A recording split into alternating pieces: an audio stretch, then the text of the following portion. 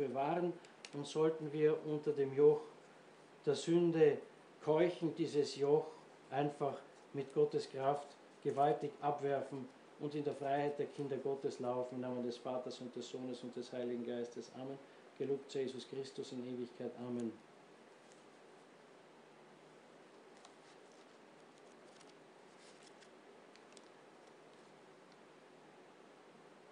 Au nom du Père, du Fils et du Saint-Esprit, ainsi soit-il. Mes chers fidèles, lorsque nous lisons aujourd'hui, dans la fête de la Sainte Trinité, le bréviaire, les antiphones, donc les brèves chants entre les psaumes, sont remplis d'expressions qui nous rappellent le grand mystère de trois personnes en un seul Dieu, c'est-à-dire vraiment trois personnes, c'est-à-dire vraiment trois principes d'action, n'est-ce pas? Mais en même temps, tous les trois personnes sont Dieu, mais tous les trois personnes ne sont pas, comme ils sont trois personnes, ils ne sont pas trois dieux, parce qu'ils n'ont pas une nature égale comme nous, êtres humains, qui ont chacun pour nous une nature humaine, n'est-ce pas? Mais leur nature est numériquement une des trois personnes. Un seul Dieu en trois personnes. Et dans ces personnes, il y a un ordre. Et cet ordre est bien sûr logique. Ce n'est pas un ordre de supériorité-infériorité, mais il est logique. L'amour est précédé par la connaissance. Et donc, l'engendrement du Verbe, une procession en Dieu de la deuxième personne de la première, est une procession, est une action, est un agir qui a comme matrice la connaissance. Dieu se connaît soi-même, et cette expression de sa connaissance est le Verbe, qui à son tour reconnaît le Père, et ensuite, logiquement, cette connaissance appelle un amour, celui du Père et du Fils et du Fils et du Père. Mais ce n'est pas cela le Saint-Esprit. Le Saint-Esprit est cet amour qui est spiré des deux ensemble et qui fait la troisième personne. Oui, il y a un amour personnel en Dieu qui est le Saint-Esprit et un amour qui regarde son essence. Dieu est amour. Pas confondre les choses. Et alors, on se pose la question, pourquoi Dieu a-t-il révélé cette vie intime de connaissance et cette vie intime d'amour en Dieu, pour nous montrer la perfection de Dieu, pour nous montrer et nous révéler la vie de Dieu, ou alors la vie qui est Dieu. Avec cela, il nous est révélé que Dieu n'est pas seulement l'être parfait et suprême, mais que justement, il n'est pas l'architecte suprême. Parce que tandis que l'architecte ne trouve son complément que lorsqu'il a exercé sa perfection de construire, de projeter et de réaliser, eh bien, Dieu n'est pas l'architecte suprême, parce qu'il est déjà parfait, il est déjà pleinement heureux en soi. Vous voyez, entre les différentes raisons pour lesquelles Dieu a révélé son intimité, comme le dit le Fils, n'est-ce pas, aux disciples, aux apôtres, je vous appelle amis, je vous dis amis, parce que je vous ai fait savoir tout ce que le Père tout ce que j'ai ouï par le Père, n'est-ce pas? Les raisons sont donc non seulement de nous faire accroître dans la connaissance, de nous faire aussi goûter davantage la connaissance de la création. Parce qu'en sachant que Dieu a créé dans le temps l'univers, nous voyons l'univers comme quelque chose, un produit libre de la part de Dieu.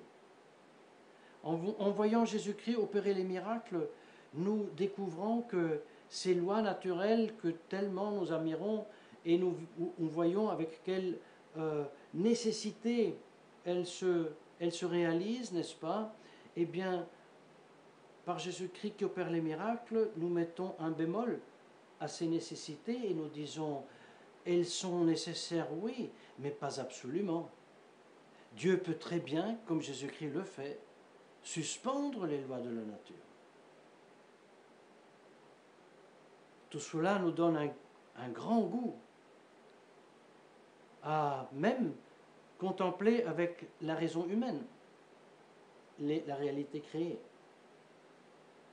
Mais, ajoute saint Thomas, aussi pour l'exclure des erreurs, et des erreurs très très pernicieuses, pour exclure les erreurs, et les erreurs que sont nommées, qui doivent être exclues, sont exactement les erreurs qui ne sont pas à la base, sont la nouvelle théologie, sont le nouveau concept de Dieu, et sont aussi le nouvel concept et même la nouvelle réalité des nouveaux sacrements.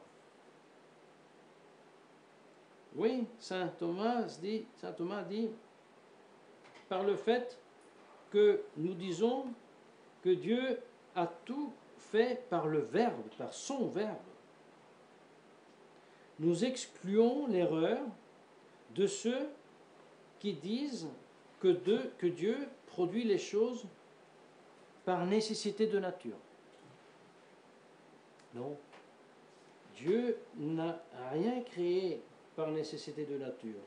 Il n'est pas un architecte qui, par nature, a nécessité, outre que faire un dessin, devoir réaliser son projet en mettant un maçon sur l'autre. Non. Non. Dieu est déjà complet et parfait de soi-même dans son essence. Et c'est pour cela qu'il fait tout par son Verbe et non par nécessité et besoin d'agir. Et par le fait que nous disons et nous posons la procession de l'amour, c'est-à-dire du Saint-Esprit, nous montrons que Dieu n'a pas agi pour une indigence, pour un besoin en produisant les créatures. Ce n'était pas un besoin, une satisfaction pour lui, non. Et il n'a pas agi par une cause extérieure, mais uniquement par sa bonté et par l'amour de sa bonté. Et la théologie, chers fidèles, nous enseigne dans les manuels, n'est-ce pas, que la liberté de l'acte avec lequel Dieu crée tout ce qu'il a créé, donc liberté, pas nécessité, n'est-ce pas, est niée par le faux dualisme des gnostiques, des manichéens et surtout du panthéisme. Selon ces erreurs, le monde, écoutez bien, est un développement ou alors une manifestation nécessaire de la divinité. Alors tout d'abord, nous avons vu que la création n'est pas nécessaire. Et en plus, nous voyons que celui qui agit sont les personnes, ce n'est pas la divinité. Donc cette erreur est professée par Wycliffe, qui niait absolument la liberté divine, par Abélard, par Malebranche, par le fameux Leibniz. Et ceux qui ont professé que de la bonté de Dieu, de son amour qu'il a vers soi-même, découlerait une nécessité pour Dieu de créer, n'est-ce pas? Comme nous disons, quelqu'un qui aime nécessairement, il doit trouver quelqu'un à aimer ou alors de bénéficier, n'est-ce pas? Parce que l'amour en lui est trop grand, il doit le manifester. Ce n'est pas vrai pour Dieu. Parce que l'amour en Dieu est pleinement manifesté et pleinement satisfait dans la vie des trois personnes entre elles. Et c'est ça qui devrait être objet de notre méditation pour élever nos cœurs et reposer tant qu'il soit possible dans ce monde dans lequel le cœur ne repose jamais avant de reposer en Dieu dans la vision béatifique, mais quand même déjà de reposer un petit peu dans cette merveilleuse réalité de la félicité absolue que Dieu a en lui-même sans avoir besoin de quelque créature que ce soit. Oui, Hermes Günther et même le Rosmini ont été condamnés pour cela. Pourquoi tout cela c'est tellement important? Parce que si là on peut parler d'erreur, n'est-ce pas? Mais dans le panthéisme, on ne peut plus parler d'erreur. Dans le panthéisme, on ne peut pas ne pas voir un suggériment directement par l'ennemi du genre humain, le serpent, Satan. Parce que le gnosticisme, le panthéisme gnosticiste, ou alors de la Kabbala, encore mieux, n'est-ce pas, enseigne que le Fils et l'Esprit Saint, oui, alors ouvrons une parenthèse, le panthéisme existait bien avant, bien sûr, le Nouveau Testament. Mais le gnosticisme et la Kabbale, c'est avec l'avenir du Christ et de l'Évangile et de la prédication de l'Évangile, suscité par Satan, est venu à créer des systèmes, à inventer des systèmes pour combattre le Dieu Trine qui s'est révélé en sa deuxième personne, qui s'est incarné pour nous rédimer. Eh bien, ces systèmes enseignent que le Fils et le Saint-Esprit, ferme la parenthèse, ne sont pas des personnes, mais sont des énergies, des expressions de Dieu. De Dieu. N'oublions jamais, nous sommes dans le panthéisme et je m'explique tout de suite. Parce que ce gnosticisme et cette Kabbale, n'est-ce pas, ont un concept de Dieu. Nous avions dit, ce gnosticisme est né en contraposition avec le christianisme. Voilà la preuve. Prenez le catéchisme de Saint Pédis, prenez la demande qui est Dieu, et vous verrez, Dieu est l'être le plus parfait, le plus heureux, le plus puissant, créateur du ciel et de la terre, et qui a toutes les perfections d'une façon suréminente en soi. Très bien. Vous voulez savoir le concept de Dieu dans le panthéisme gnostique et de la Kabbale? Il faut simplement renverser tout et nier tout. Alors vous arrivez à affirmer que Dieu est le non-être absolu, qu'il est le vide absolu, qui est absolument inintelligible, qu'il est infini, mais non pas de perfection, mais de imperfection, et qui est donc tellement nul qu'il a besoin de se manifester. Même plus, il a besoin de devenir Dieu. Et il devient Dieu en se manifestant par, pour la Kabbale, 10 manifestations successives, voilà les séphirotes, n'est-ce pas, et qui se complètent où? Dans l'homme. Voilà. L'homme est Dieu.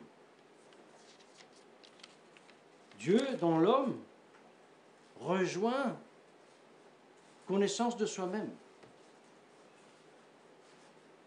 L'autoconnaissance de Dieu. Mes chers fidèles, c'est blasphème, mais c'est leur doctrine. J'anticipe. C'est la doctrine de la philosophie moderniste, de la philosophie néo-moderniste, et comme la Kabbale, n'est-ce pas, a s'est arrogé à expliquer aux chrétiens la Sainte Trinité en faisant du Père le Dieu panthéiste et du Fils et du Saint-Esprit des émanations de cette nullité. Ainsi, le modernisme a pris les paroles, mais non seulement les paroles de la doctrine catholique, elle a pris aussi les livres liturgiques de l'Église catholique, les a vidés et a mis à sa place cette pourriture de non-pensée, contre-pensée, d'inspiration satanique. Ce panthéisme qui vivifie le monde comme Dieu serait vivant, parce qu'il est identifié, nous le trouvons, et ça a déjà été dit dans Leibniz, mais aussi dans tous les soi-disant grands penseurs qui le précédaient, Giordano Bruno, Francesco Patrizzi, dont le maître Eckhart, tellement déchanté le maître Eckhart, n'est-ce pas, le grand mystique, n'est-ce pas, 14e siècle. Alors lui, il affirme, comme Dieu est devenu à travers le devenir du monde, ainsi il a gagné à travers la autoconscience de l'homme, il est devenu lui-même personne. Alors Dieu devient à travers le devenir du monde, et Dieu devient personne dans l'homme quand l'homme prend conscience d'être soi-même. Dieu prend conscience de soi-même dans l'homme, et puisque c'est panthéisme, il faut aussi que l'homme prend conscience de soi-même en Dieu. Et on peut continuer les soi-disant grands penseurs pour arriver jusqu'à Teilhard de Chardin, mais l'énergie dynamique de Teilhard de Chardin, c'est exactement cette soi-disant vie divine immanente à tout ce qui est, n'est-ce pas, jusque dans la moindre monade de Leibniz, pour être aussi l'esprit principal, l'esprit guide que Cicéron nomme et réfère explicitement au stoïcisme, l'esprit de guide, pneuma hegemonikon, mais quelle coïncidence! Ce esprit guide, exactement le terme employé dans la nouvelle consacration épiscopale à la place de Esprit Saint. Et quelle coïncidence! Cet Esprit Saint-là n'est pas inspiré par le Père et le Fils, mais devient d'un coup, un don du Père vers le Fils. Alors, si nous allons à gratter encore un petit peu, nous voyons que cette expression ne vient absolument pas des textes que dit Paul VI être la base de ces rites, mais vient de textes trafiqués par les gnostiques et par les ariens, condamnés par l'Église. Et c'est seulement un des indices qui nous fait percevoir et découvrir que cette philosophie qui nie Dieu, qui nie la Trinité, qui nie la divinité et la personnalité du Fils et du Saint-Esprit, est devenue philosophie du Concile Vatican II, philosophie aussi, non seulement des documents du Concile Vatican II, comme nous atteste Ratzinger lorsqu'il chante les gloires de Teilhard de Chardin pour en être l'inspirateur de Gaudium et Spes, l'inspirateur de la théologie du progrès. Voilà le progrès qui n'est pas le perfectionner un art, un métier, une connaissance, c'est l'affirmation que le plus sort du moins. Du nul sort Dieu, et Dieu est l'homme. Personne n'a plus culte de l'homme que nous, dit Paul VI à l'ONU. Dans ce contexte, c'est très clair. Dommage, bien chers fidèles, qu'après avoir étudié si profondément la philosophie et la théologie moderniste, quel dommage qu'on n'a pas davantage étudié son application dans les sacrements. Si on faisait cela, on reconnaîtrait que, absolument, cette soi-disant Église conciliaire n'a non seulement rien à voir avec l'Église du Christ, avec l'Église catholique, visible, invisible, humaine et divine. Mais c'est vraiment la synagogue de Satan.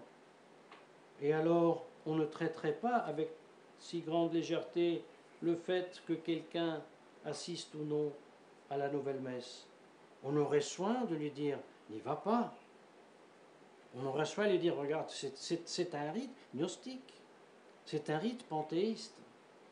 On aurait soin à secouer les membres et les autorités de la fraternité Saint-Pédis en leur disant, n'allez pas là-bas, ne vous faites pas mettre dans leur rang.